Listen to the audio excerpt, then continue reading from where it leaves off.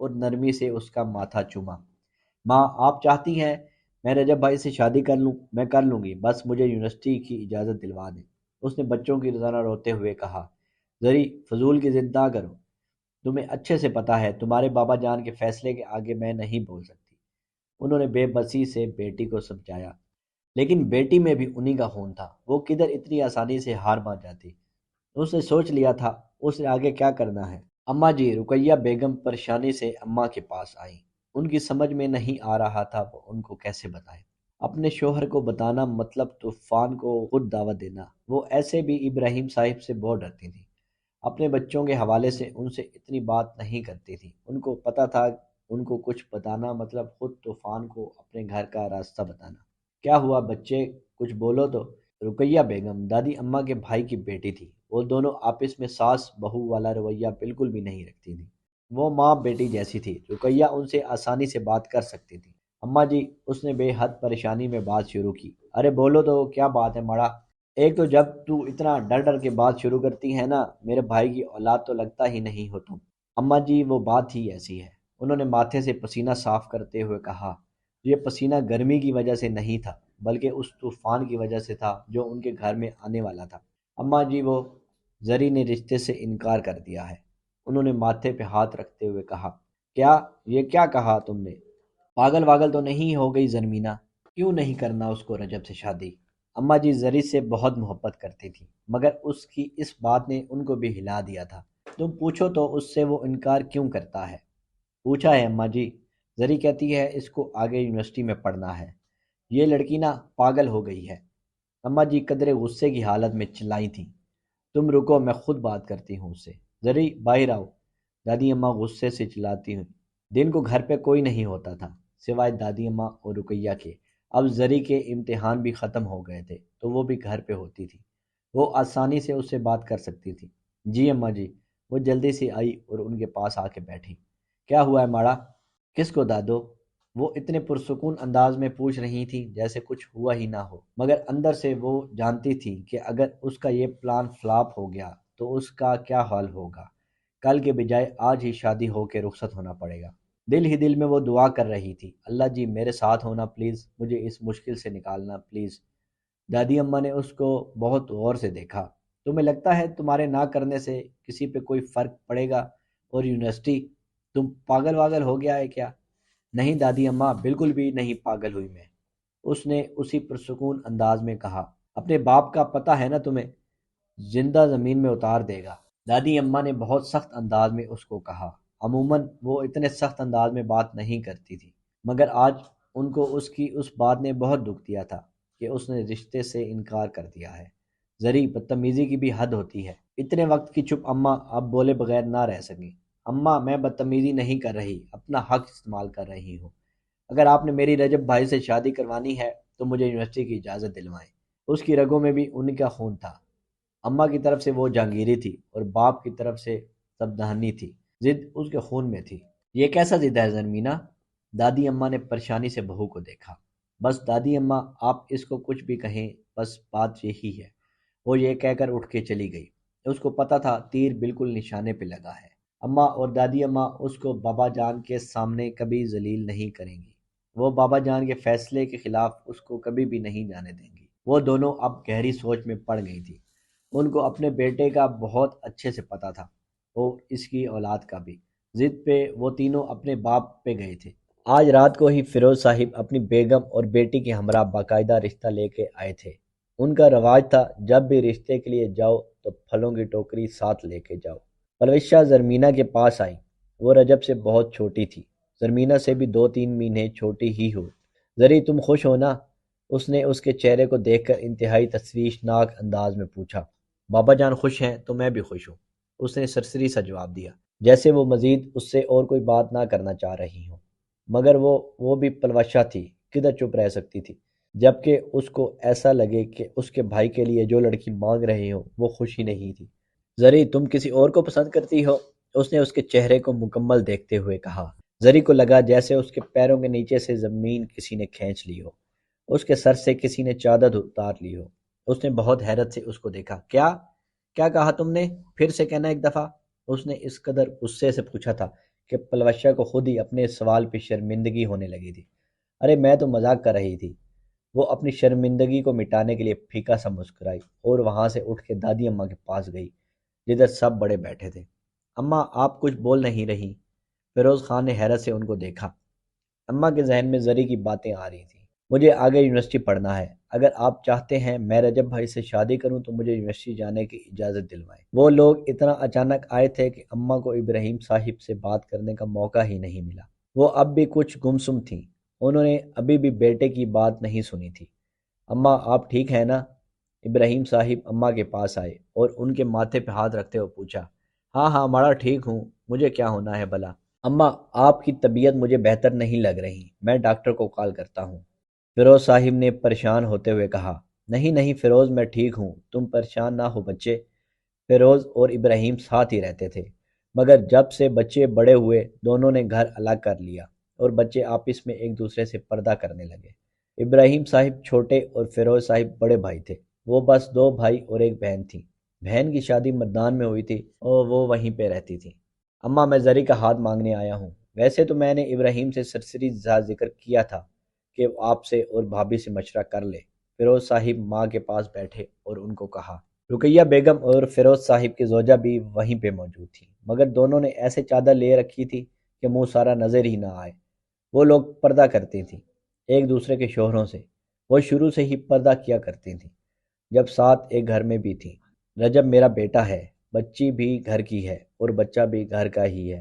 اس سے اچھی اور کیا بات ہے کہ اگر گھر کی بچی گھر میں ہی رہے، مگر میری ایک شرط ہے، زرمینہ 2 سال یونیورسٹی میں پڑھے گی۔ تم کسی کو پسند تو نہیں کرتی؟ زری کو پلوشہ کی یہ بات گولی کی طرح لگی۔ وہ کس لڑکی کو کہہ رہی تھی؟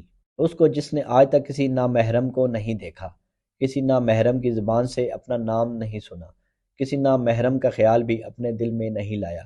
وہ تو گہری چادر لیتی تھیں تاکہ اس کا ایک بھی بال کسی کو نظر نہ آئے۔ وہ تو ایسے بات کرتی تھیں کہ اس کی آواز بھی کوئی نہ سنے، تاکہ کسی نامحرم کو اس کی آواز بھی نہ آئے۔ وہ تو اللہ پاک اور آقا جان کے بغیر کسی کی محبت کو تصور ہی نہیں کر سکتی۔ وہ کسی نامحرم کو پسند کرے گی بھلا؟ اس نے یہ سوچتے ہی توبہ توبہ کہا، کانوں کو ہاتھ لگایا۔ اے اللہ پاک میرے دل میں کبھی بھی کسی نامحرم کی محبت نہ ڈالنا، میرے دل سے اپنی اور اپنے محبوب کی محبت کبھی بھی نہ نکالنا۔ میں خوش ہوں تیری محبت میں، مجھے کسی انسان کی محبت کی کوئی طلب نہیں، مجھے اپنی محبت سے کبھی بھی محروم نہ کرنا میرے مالک۔ اس نے ہاتھ اٹھا کے دعا کی تھی اور کچھ دیر ویسے ہی وہاں پہ خالی سا ذہن لیے بیٹھی رہی۔ یہ دعا کرتے ہوئے اس نے کب سوچا تھا وہ مرے گی بھی تو کسی نامحرم کی محبت میں۔ سب لوگوں نے چونک کے دادی اماں کو دیکھا۔ تم لوگ اس کو میری شرط سمجھو یا میرا فیصلہ یا پھر میرا حکم؟ میں چاہتی ہوں زری 2 سال یونیورسٹی میں رہے، اپنی تعلیم کو مکمل کرے۔ اماں کو پتہ تھا زرمینہ اگر خود یہ بات کرے گی تو اس کی کوئی بھی نہیں سنے گا۔ وہ اس کی دھمکی سے ڈری نہیں تھی، بلکہ اس کی خواہش کا مان رکھنا چاہتی تھی۔ زری بہت کم خواہش کرتی ہے اور نہ جانے کسی غیبی مدد ہوتی اور اس کی ہر خواہش پوری ہو جاتی تھی۔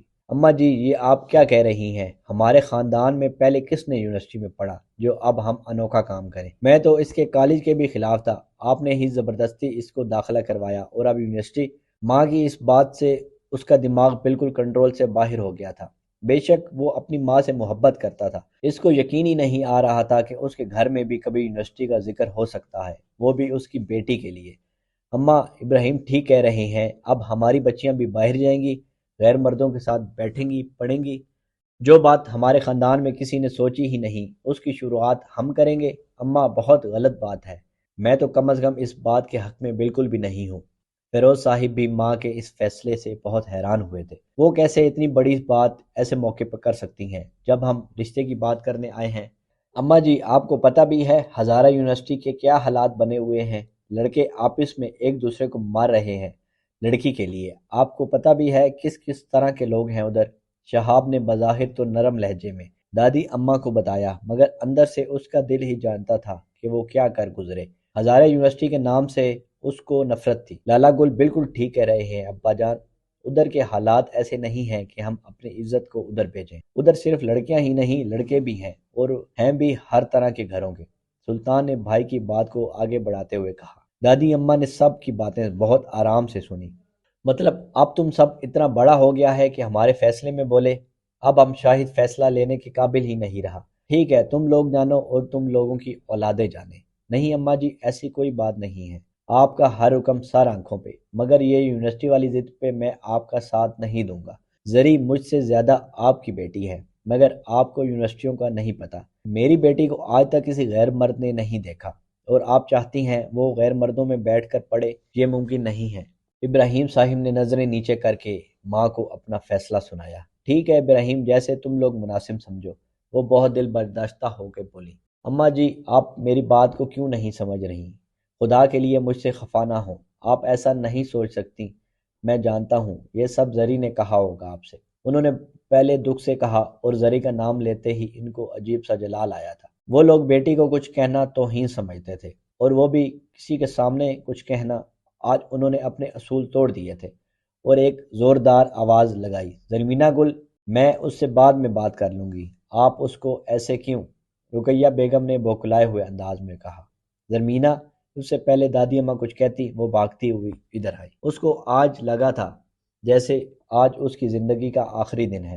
وہ تینوں بہن بھائی ایسے بھی اپنے والد سے بہت ڈرتے تھے، ان کے سامنے بھی نہیں بیٹھتے تھے۔ وہ زری نے تو باپ کے سامنے کبھی سر اٹھا کے بات بھی نہیں کی تھی۔ باپ کے زرمینہ کہنے نے ہی اس کے پیروں کے نیچے سے زمین کھینچ لی جیسے۔ وہ باہر کھڑی سب سن رہی تھی، اس کو پتہ تھا کیا ہونے والا ہے۔ جی، جی بابا جان، اس نے کانپتے ہوئے کہا۔ اس کو ایسے لگ رہا تھا جیسے اس کے جسم سے روح کسی نے نکال لی ہو۔ اماں جی کیا کہہ رہی ہیں؟ فیروز صاحب نے اسی انداز میں پوچھا جس انداز میں انہوں نے اس کو بلایا تھا، بس آواز میں پہلے کی بنسبت تھوڑی سی نرمی آئی تھی۔ کہ کیا بابا جان؟ اس نے نظریں نیچے کر کے لڑکھڑاتی ٹانگوں کے ساتھ پوچھا۔ تم آگے یونیورسٹی پڑھو گی؟ ابراہیم صاحب نے ایسے پوچھا، اس کو لگا جیسے آسمان اس پہ گر گیا ہو، زمین پیروں کے نیچے سے کہیں نکل گئی ہو، جیسے وہ گہرائی میں گر گئی ہو۔ اس نے سوچا بھی نہیں تھا اس کی ایک خواہش، صرف ایک خواہش کا رد عمل ایسا ہوگا۔ تم سے پوچھا ہے میں نے، ابراہیم صاحب نے آواز کو اور اونچا کیا۔ نہیں بابا جان، اس نے پھوٹ پھوٹ کر روتے ہوئے کہا، جیسے کوئی مرتا ہو اور اچانک اطلاع پہ گھر والے روتے ہوں۔ وہ کبھی بھی اپنے باپ سے بغاوت نہیں کر سکتی تھی، وہ کبھی بھی ان کے سامنے نہیں بول سکتی تھی۔ ہاں مجھے پڑھنا ہے، اگر آپ اجازت نہیں دیں گے تو رجب خان سے میرے رشتے کو بھول جائیں۔ وہ کبھی مر کے بھی ایسا نہ بولے۔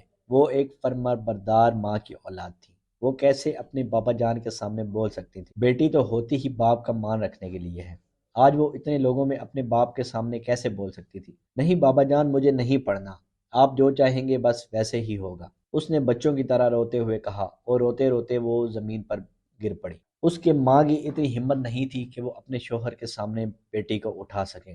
وہ اپنی بیٹی کی اس حالت پہ اندر سے مر رہی تھی، مگر پھر بھی ایک فرمانبردار بیوی کی طرح وہاں سے ہلی بھی نہیں۔ اماں پوتی کی یہ حالت دیکھ کر چپ نہ رہ سکیں۔ ابراہیم، انہوں نے اتنے حکم مندانہ لہجے سے بیٹے کو مخاطب کیا تھا کہ وہ اس کے بعد کچھ بولنے کے قابل ہی نہیں رہا تھا۔ ان کے خاندان میں ایسا ہوتا تھا، ماں باپ چرپائی سے اٹھ بھی نہ سکتے ہوں، اور اولاد کتنی ہی بوڑھی کیوں نہ ہو، ماں باپ کے سامنے وہ نظریں بھی نہیں اٹھا سکتے تھے۔ یہی حال ابراہیم صاحب کا تھا، اور یہی حال ان کی اولاد کا بھی۔ رقیہ، زرمینہ کو اس کے کمرے میں لے جاؤ، انہوں نے رقیہ کو دیکھتے ہوئے کہا، جو دور کونے میں بے جان سی کھڑی اپنی بیٹی کی حالت دیکھ رہی تھی۔ وہ بھاگتی ہوئی زرمینہ کے پاس آئیں جو زمین پہ بحال سی بیٹھی تھی۔ زری، زری میرے بچے، انہوں نے اس کو روتے ہوئے ماتھے پہ پیار کیا۔ اٹھ جا میرے بچے، اس کو دونوں کوہنیوں سے پکڑ کے اوپر اٹھایا اور کمرے سے باہر لے گئی۔ وہ بے جان سی ان کے ساتھ چلتی رہی۔ یہ سارا منظر فیروز صاحب اور ان کی فیملی نے بخوبی دیکھا تھا۔